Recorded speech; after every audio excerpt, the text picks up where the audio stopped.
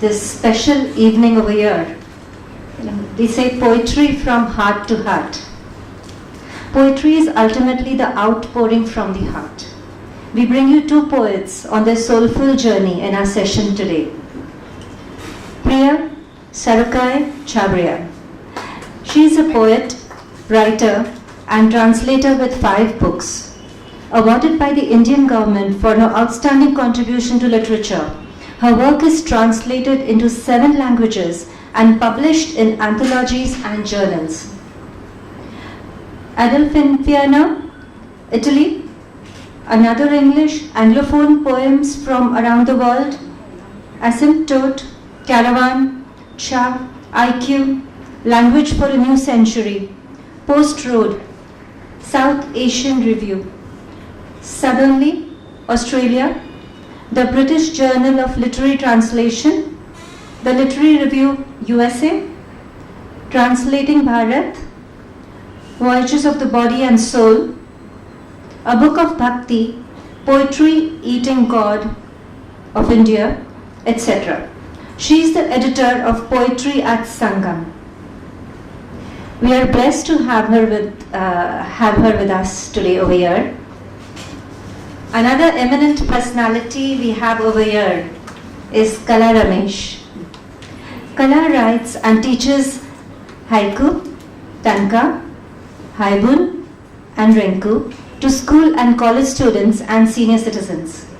Passionate about taking haiku to everyday spaces, Kala initiated the Haiku Wall India, where she gets graffiti artists to paint haiku on city walls. As an external faculty member of the Symbiosis School for Liberal Arts, since 2013, she teaches Japanese short forms of poetry to undergrads. She writes a weekly column on haiku for Pune 365. As a recognized poet in Japanese short forms of poetry, she is an editor for Under the Basho and the Living Haiku Anthology, USA, World Haiku Review, UK, Youth Editor, Cattails, USA, and Muse India, Hyderabad. I request Priya and Kala to begin their talk, please. Okay, wonderful to be here and have all of you here with us this evening. The topic is heart to heart, and which virtually can cover anything. But in my presentation today, I thought I shall stick to love poetry and its various forms, but not love poetry from all over the world, rather some forms of love poetry in India, which I have worked with, and a form of Japanese love poetry, which Kala will be talking about later. Now, what happens is that I find it's very interesting to go back in time, say to Kalidasa's time, and then find out what he was saying, what were the forms they used, how did they view love, and then use that today. Write it in a contemporary voice, in a fervent colloquial English, and also change the setting, but try to keep the imagination. Okay? Now, first maybe I should start with the Japanese.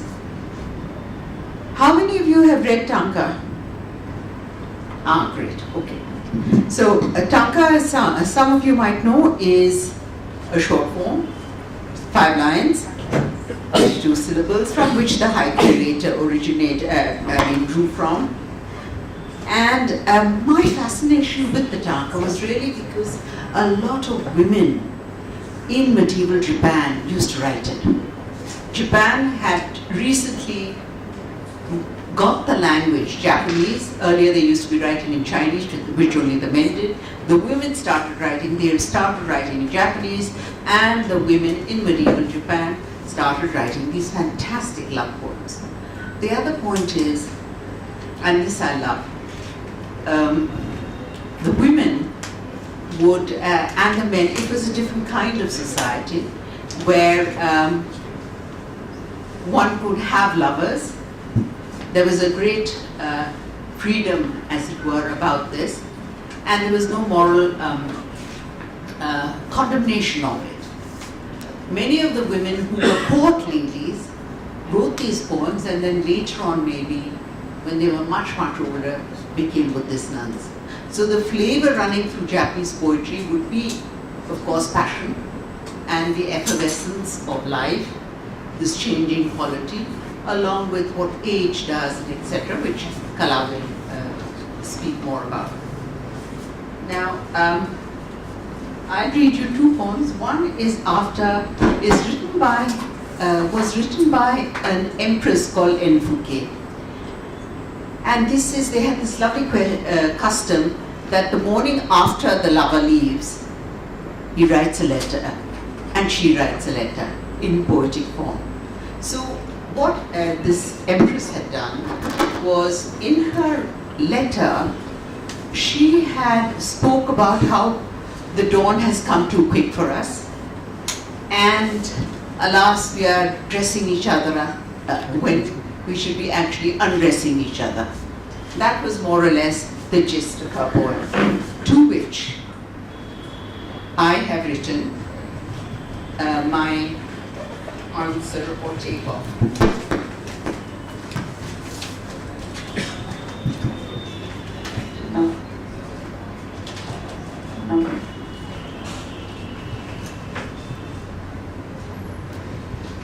Sorry, just give me a minute on this.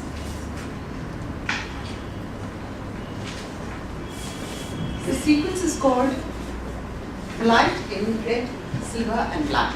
And this is after the Empress. To be in a poem of old, to say, the moon rose too quickly, dawn is cruel, morning found us undressing as we dressed ourselves. I wear your fragrance still. To be in a poem of today, which goes, call me on my cell, wait, wear the purple G-string, or to slip into tepid slang, can't get enough of you, baby. These drifting thoughts that unzip body and soul. And the next one, also from the Tanka series, is after Lady Nijo. She lived in the 12th century, and what she did was, I mean, she was a very passionate woman. What she did was, when her lover, the Prime Minister, criticized her for the way she was playing a lute, she cut the strings of the lute, and she swore she'd never play again. So this is after her. And I was thinking of the repercussions of such furious anger and what she might be thinking of. My anger ran on 4 feet and our paths parted. There's no regret I sought him out, none that I changed to storm him with my candor, though my body retained its form, the neck long, the soft, soft skin, and intact too, the velvet furnace within. I've no remorse for not adopting a mollusk's heart. Only this. When my anger parted us, his body was caught in a coil for mine. I should have smoothened desire, his and mine. I should have slept with him one last time. And now, after the Japanese, I'm going to take you straight to the Sanskrit. All of you have, of course, heard of Kalidasa. I don't know how many of you have read Kalidasa in translation. Have any of you read him? The point is that when you are talking about classical Sanskrit, the words are it's ornate. It's court poetry.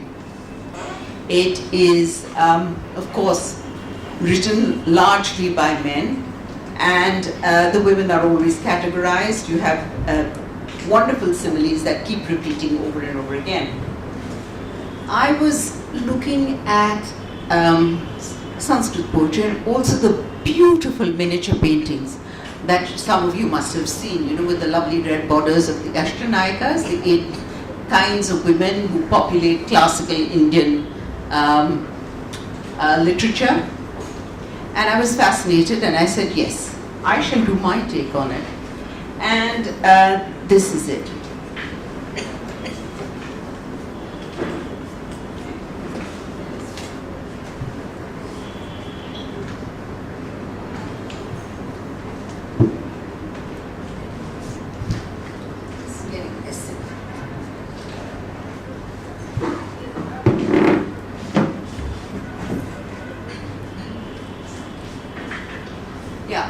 this is it.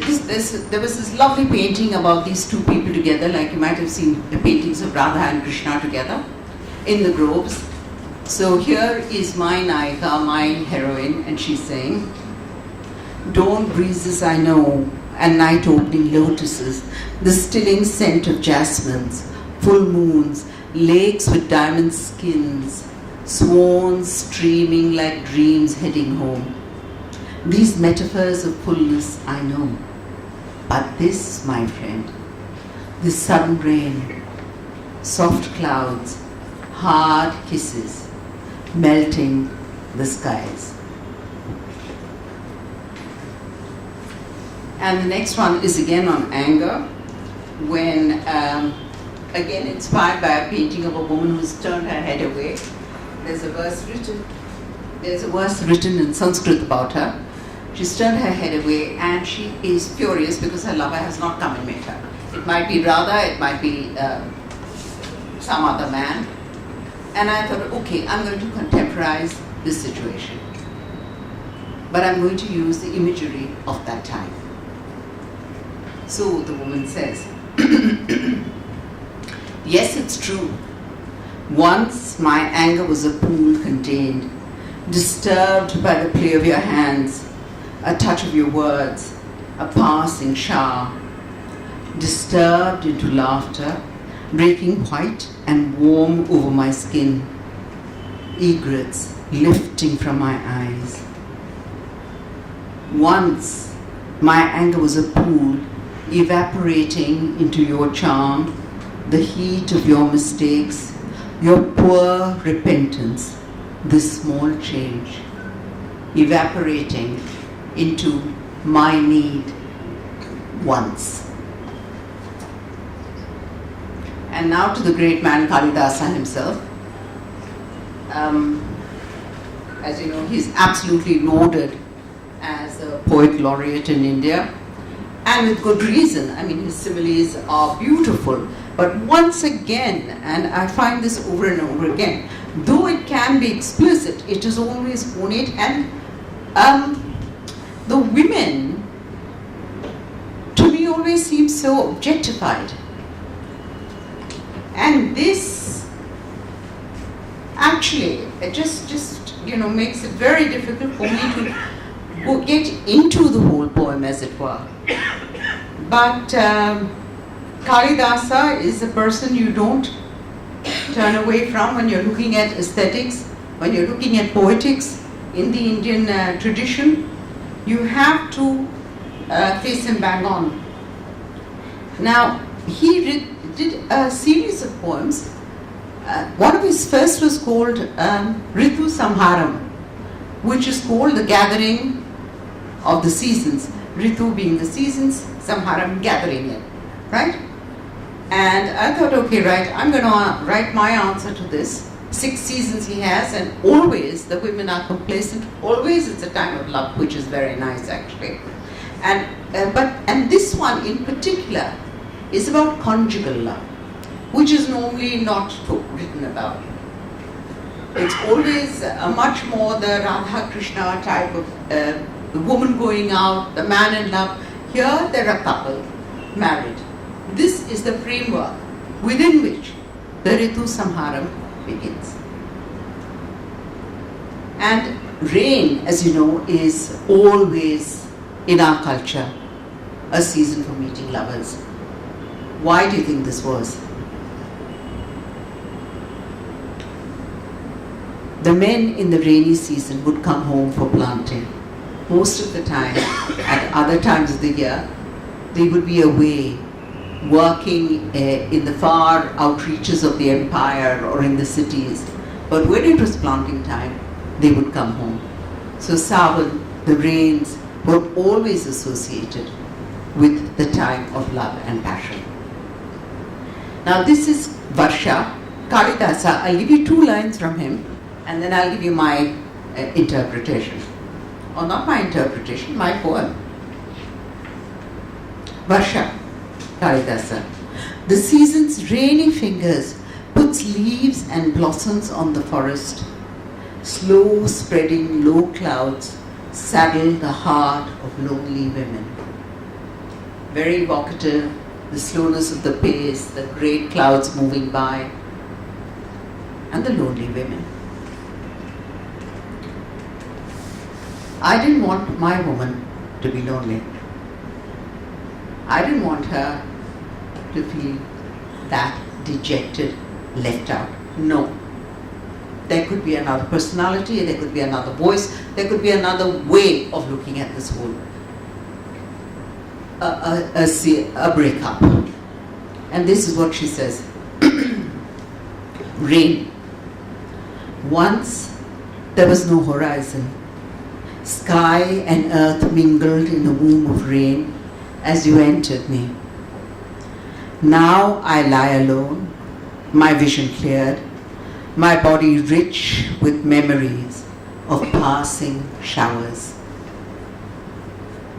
And the next season in Kalidasa, in our cycle of 6 seasons, is Sharad. It's called the season of dew. And here again is Kalidasa, who says, dawn breezes disturb the lake's beauteous surface, adorned with rapturous swans. This suddenly chokes the heart with longing. Very emotive, very beautiful. And once again, I thought, okay, now where is a woman's voice in this? What would she be saying? So here is early autumn. What you say is true. Autumn approaches. Leaves turn and fall. There's a chill in the air. But the sky is clearest after it's washed with rain. Stars shine brightest. I'm no different. So I hope I've given you some kind of idea of the classical world of Sanskrit poetry and this wonderful, rich, evocative, the adjectives they use and the way they describe passion. How many of you know about Prakrit poetry? Prakrit. While Sanskrit was spoken in the courts, and even Kalidasa used to have the lower caste characters and the women speak Prakrit. Prakrit was the language of the people. And there were fabulous love poems in Prakrit. And as can be expected, the poems in Prakrit were far more bawdy, raunchy, they were terse. They spoke of love with a lot of beauty, but without the frills. And again you will see, time and again you will see the trope of the man coming in. You will also see here that there's much more equality between the men and women, whether it is in everyday terms or it seems to be in a relationship of love and sexual love at that. Now the point is, some of these poems that were written a long time ago, these are from the 2nd century, the Prakrit poems. They are so bawdy that I don't think I should be reading them out. So I will possibly read the less bawdy ones. But it's important to know that this was also a tradition we have. You know, it's not just that we have Khajuraho and Konaraks out there and then the rest of literature is kind of bleached out and, you know, safe and ornate. No, the voices speak. There is a very warm, vibrant sensuality that is running through. And this sensuality doesn't mean that there isn't a sense of the sacred with it, you know, that the body is also sacred, that the person is admired. It doesn't negate that. Now, so I'll first read to you a couple from the 2nd century Gata Sapta Sati Prakrit poems, which were put together by a king no less, Satavahana Hala, it's called. That was his name. 700 poems, and out of this I'm reading you a couple. Well, I'll read you 3. The first 2 are translated by Arvind Krishna Malhotra, who is one of our most wonderful poets, who some of you might have read about in college. And this is Arvind's translation. Obviously, this is an older woman who is writing these poems, but remember, it's in a woman's voice. She says, "He groped me for the underwear that wasn't there. I saw the boy's fluster and embraced him more tightly." Stop. Those 2 lines make up the poem, number 351. And the next one is one of my absolutely favorite poems, because this one, which is 669, it is sly. It is just so wicked and sly that I love it. This is obviously, the young woman is there. Her husband and her father-in-law have gone to work. They're away. And among the first men returning is a traveler. He's coming back. It's night time. Her mother-in-law is there, and she's speaking to the traveler. She says, "That is my mother-in-law's bed. My bed is here, and those are the servants. Don't trip over mine, night-blinded traveler." And just the slyness of this, quickness of that humor is one I love. Now, the next one, not the bawdiest, but a little more, shall we say, hula, is a translation by David Ray from a book called Not Far from the River. It's number 336.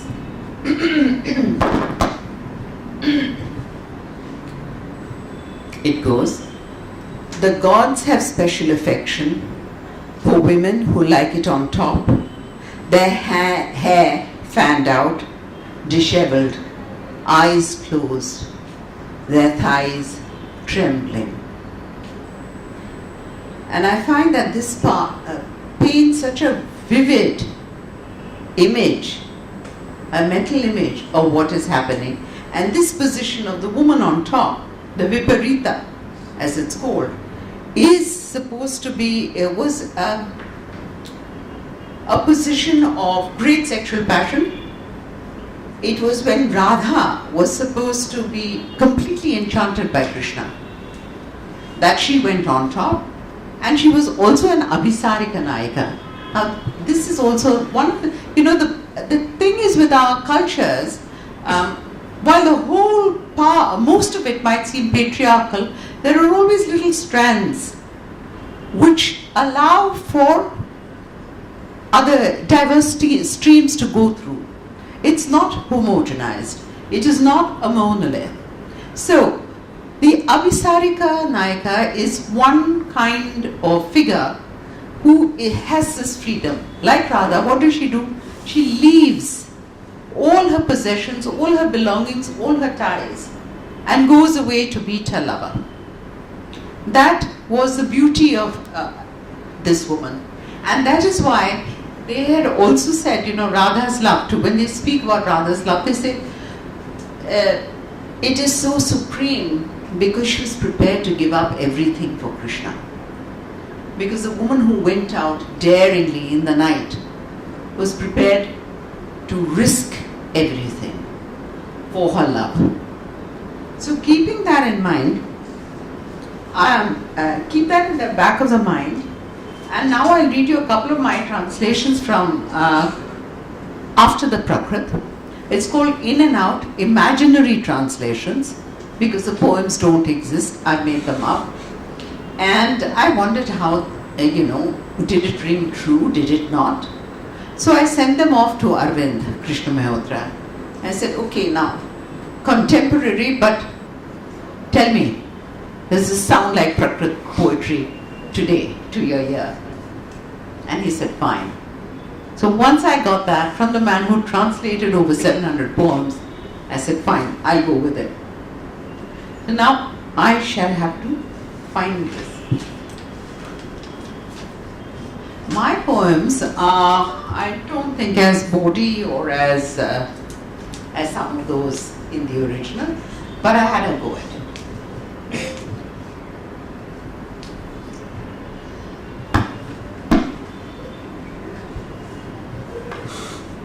As an introduction maybe to Prakrit poetry, I should also say that this is what Arvind writes.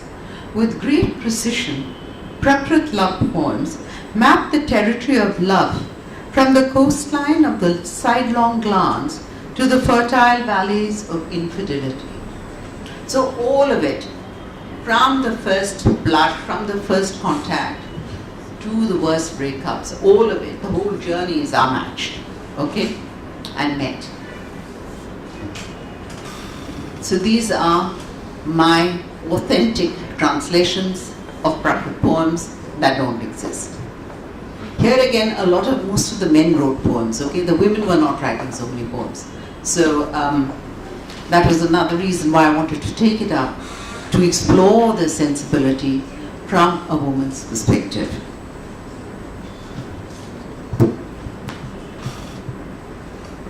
For him, I turned barbaric, stopped wearing earrings, necklaces, innerwear. Wild, he'd fling pillows off the bed, fling away my shame. Now I'm clothed in shame, bejeweled, a gentle woman again.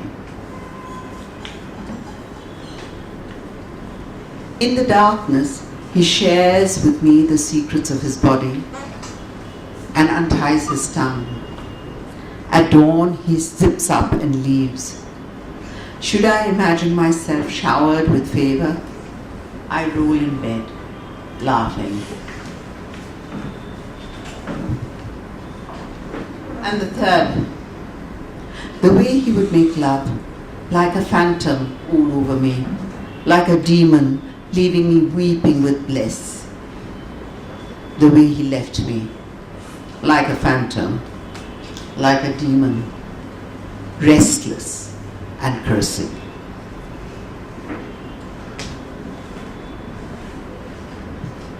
And though Prakrit was, spoken in various forms all through India, now we move down south to Tamil Nadu, which is actually my mother tongue. I am from Tamil Nadu, and we moved to the Great Sangam era, which is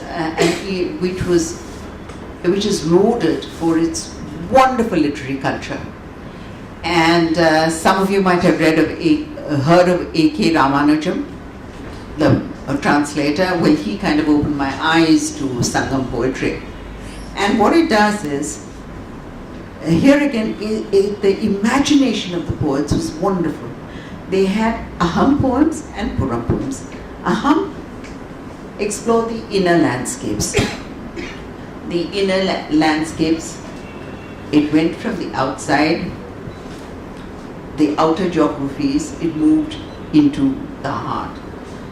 And all these were love poems, Aham poems.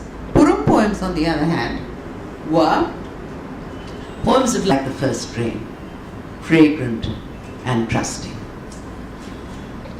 And on that note, I'll end. I just ask you to please remember,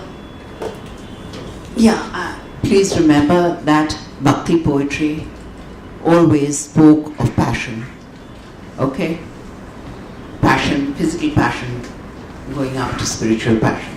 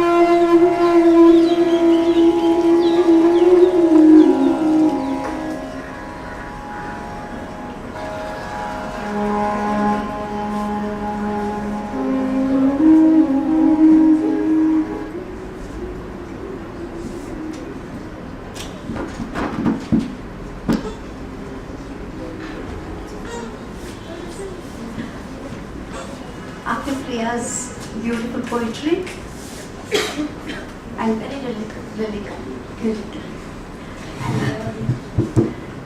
I would be shifting entirely to contemporary work.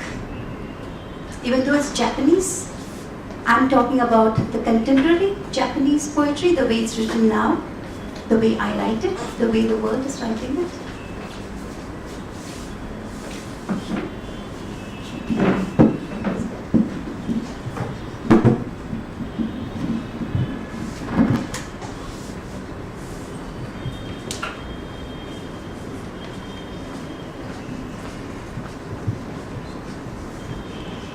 The moving finger writes, and having writ, moves on.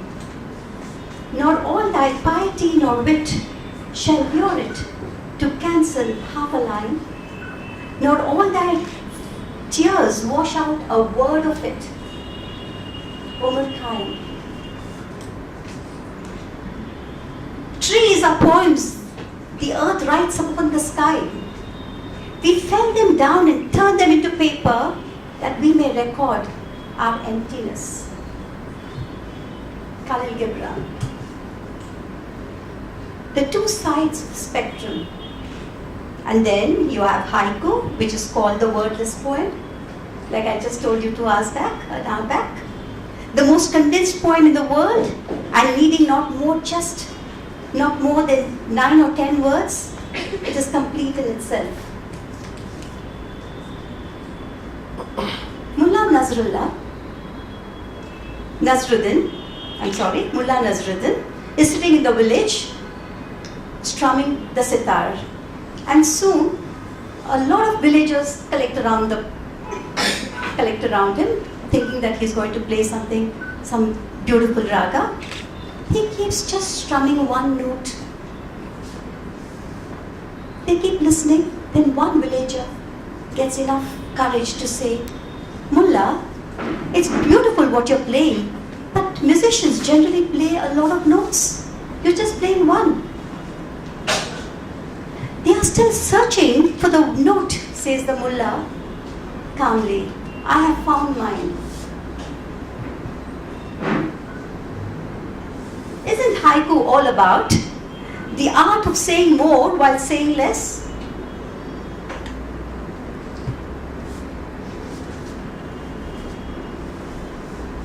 You know, it is about, well, I remember a Zen story. Nanan had received a university professor who wanted to know more about Zen. Nanan said, "Let me just pour some tea for you." And he kept pouring, and the cup was overflowing. The professor could bear it no more. He said, "Please stop, it can't take anything more." And Nanan said, "Just like the cup, you'd come here with your speculations and your opinions, and unless you empty your mind, how can I tell you about Zen?"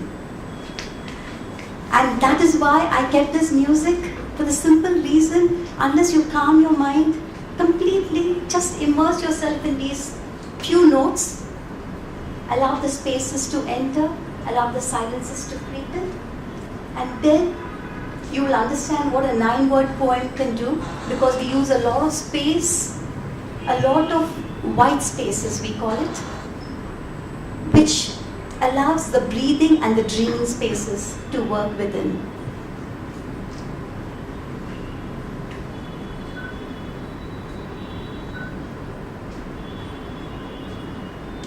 Basho, one of the masters, spoke about Makoto, the truth. And Buddha, like you know, he has said very clearly, 3 things cannot be hidden for long: the sun, the moon, and the truth. In haiku, we say the truth, but haiku also lies. It lies. The truth lies in haiku, and that lie is a pun there, because we exaggerate the moment. We tell the truth, but in an exaggerated moment where you think it can be lies, like they say, truth, fiction is stranger than truth, isn't it? So I was once in Pune. We had just arrived in Pune, and on recommendation we had gone to Lonavala. We had reached the highest point in Lonavala, and the person had told us there'll be the mountains there and the nadi down and the valley is sweeping. We could see nothing. It was nearly 20 years back. I was not writing haiku that time. And what I wrote later was this: dripping mist pulls the sky into the valley. Dripping mist pulls the sky into the valley, because that is what I saw. And it can be, you can say it's not the truth. Again, we had gone to Shimla. It was a family trip, and both my children we wanted to take the train downhill. They went and took the corner seat, and they were very happy about it. When a troop of Jawans came, and they said, "This is our bogie, it's reserved, please clear out." So we walked out, and there was no seat for us, and we saw the train moving. And all I remember of that incident, again, this is a 20-year-old incident, in this haiku it came as dense fog. The train evaporates into a distant horn. Dense fog. The train evaporates into a distant horn. Being a woman has its own moments of truth, being revealed in strange ways. This is a haibun. Haibun is prose embedded with haiku. This woman thing. Being the 3rd daughter, I was still ignorant about menstruation. Not surprising in that age and time. I remember the day. It was one summer vacation and I had just turned 12. My sisters and I were playing a game of carom. A sudden spurt of warm feeling. My blood from a womb I knew nothing about. A sudden spurt of warm feeling. My blood from a womb I knew nothing about. My mother said we'll keep it a secret from the older members of the family, for then I would be forced to wear a half sari to hide from the world my becoming a woman. One more haibun. Haibun is prose embedded with haiku. It's very, very popular now. Autumn's depth. I hug Amma. Her back has been hurting her, yet she smiles through the pain. I am reminded of the red brick wall in our yard, now parched of rain, cracking under the Chennai summer. When I was young, she always said she would love to grow old gracefully. But now, I wonder, does it mean dyeing one's hair and having a facelift to seem young?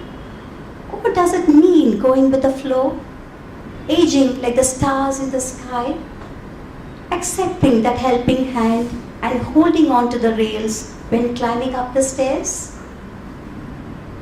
The huge bronze bell rings in autumn's depth. Hill Temple. That was a haiku there. The previous was the prose passage. I now come to a very, very important aesthetic portion of Japanese poetry called wabi and sabi. I'll be dealing with wabi. It is about loneliness, and they deal a lot about loneliness. This is Master Basho's poem. I feel lonely as I gaze at the moon. I feel lonely as I think about myself. And I feel lonely as I ponder upon this wretched life of mine. I want to cry out that I am lonely, but no one asks how I feel.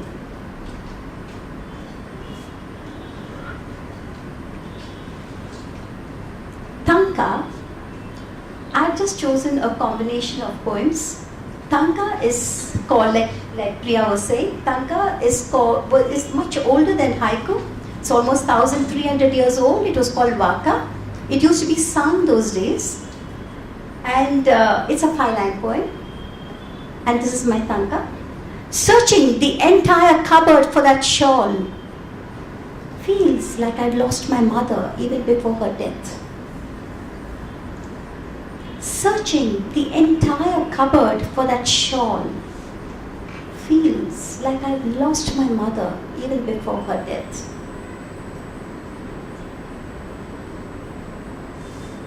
This is again about loneliness, but taken from a different angle. This is one of the first haibun that was accepted in America by one of the very good haibun editors called Paul Collieri. And so it has a special place in my heart. An hour passes, dead body.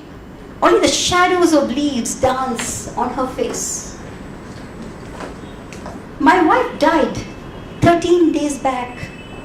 To be single again, it's a strange feeling that after 66 years of togetherness, I am all alone. Like the river Kaveri, that swells in the monsoons, then becomes so thin that it seems almost like a drawn line.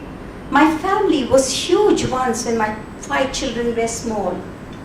Kids take wings and take off, and slowly my wife and I just grew accustomed to being by ourselves. My son and my daughter-in-law are here. They keep insisting that I will feel miserable in London. I keep telling them that I'm ready to go with them. My daughter-in-law says, but Papa, you have your temple, your friends here. What will you do there? It's a foreign country, Papa. Try to understand. how can I tell her I'm scared of staying alone? Won't my grandchildren laugh at me? Sultry morning. The chameleon changes its colors. I don't know whether you got the link and the shift. Link and shift is something that the Japanese have mastered, like I would say the Navarasas, the theory of Navarasa we have in India. The link and the shift they use in every type of, whether it's haiku or senryu or tanka, especially in renku, which is collaborative poetry. In haiku here, we have a passage, a written passage, a prose passage, and we don't link in the same spirit or in the same, we don't continue the story into the haiku. The haiku should link and shift into a different perspective. So here, we are doubting whether this man will ever be able to change, because he's got his friends, he's got his temple, he's got his own life in India, and how will he be there in London, which is a foreign country? And then the shift here is sultry morning. The sultry morning is the sweaty, the uncomfortable feeling, and that is the link the man is feeling over there. He's doubting, it's a sultry atmosphere. Sultry morning, the chameleon changes its colors. If you see the chameleon on a white wall, it turns white. On a wooden door, immediately it changes. When it can change colors, why can't we adapt to certain conditions? Why are we putting restrictions on things, saying that we can't do something? So this is what haiku is, and it's gaining a lot of popularity because you can talk much more in a haiku than you can talk in, you can say in haiku, and then the haiku coming in there and the link and the shift happening is something very, very, very nice. What about the length of haiku? The haiku can be around 150 words, it can be 300 words. There are some very long haikus, very long ones, and they are accepted, they are published. This is one more tanka. The night all to myself, I imagine the unseen arc of the crescent moon. I wonder if you understand the nuances here. The night all to myself. I'm feeling lost, I'm feeling lonely, I'm alone.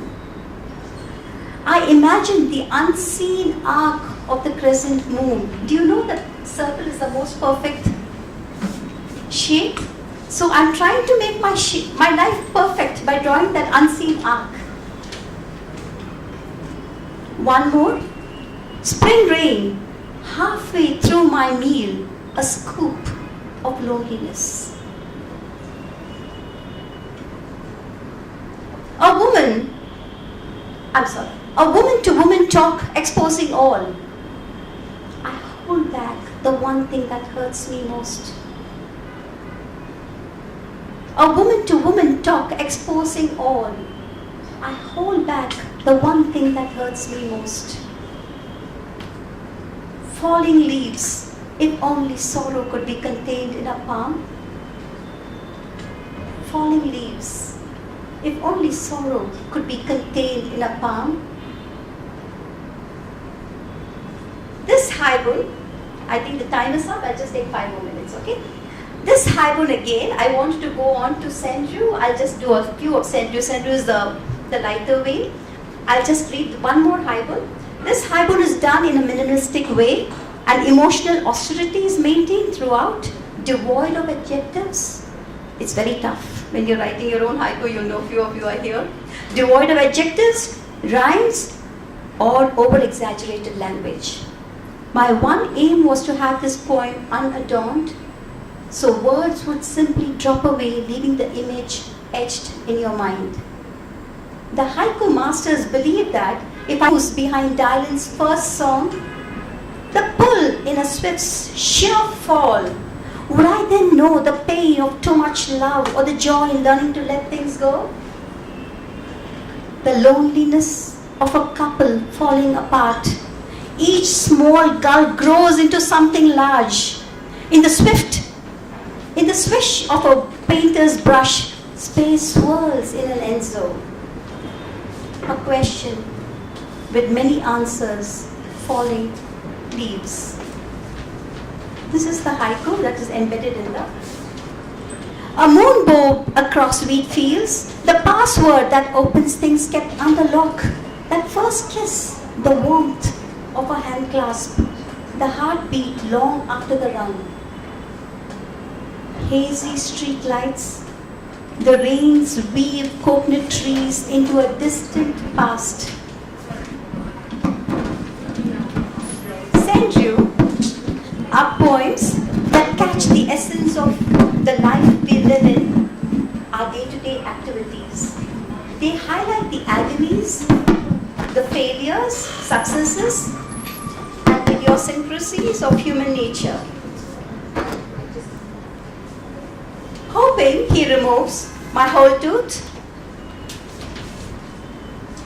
Sorry, I was getting distracted with all this. Yeah. Hoping he removes my tooth, the whole tooth and nothing but the tooth. Hoping he removes my tooth, my whole tooth and nothing but the tooth. Saturday night dinner, one after another, his jokes. Saturday night dinner, one after another, his jokes. Smiling as high tide caresses her bare arms, I recall grandmother saying girls should not expose their legs in public. This reminds me of a Zen story. I just finished with the Zen story.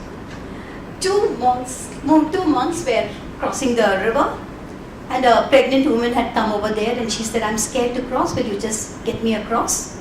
So the older monk said, "Okay, I'll carry you." He carries her and takes her across and leaves her. And the two monks carry on, and the lady goes off on her way. The younger monk was very worried. He was very uncomfortable. He kept saying, How did you carry her? You're not supposed to touch a woman." The older monk says, "I carried her, right? But I left her. You're still carrying her." Just few. Birthday, I just finished with, these send you go very fast. Birthday, as usually remembers it after I begin to sulk. Birthday, as usual, he remembers it after I begin to sulk. Saturday night dinner, the guests all consumed with their own stories.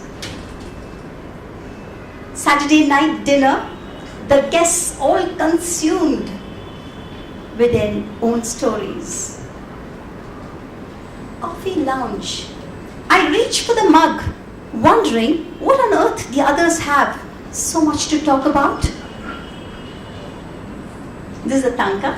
Coffee lounge. I reach for the mug, wondering what on earth the others have so much to talk about. At the premiere, the soprano's bosom fills the spotlight. Thank you.